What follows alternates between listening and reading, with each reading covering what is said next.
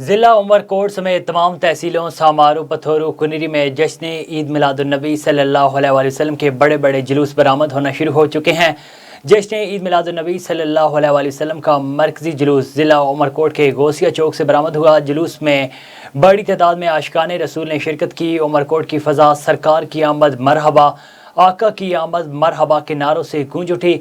जुलूस शहर के मुख्तलिफ रास्तों से होता हुआ बकरा मंडी पार इख्तिताम पजीर हुआ, जबकि जुलूस में सिक्योरिटी के फुल प्रूफ इंतजाम किए गए। पुलिस और रेंजर्स की भारी नफरी जुलूस की निगरानी करती रही है।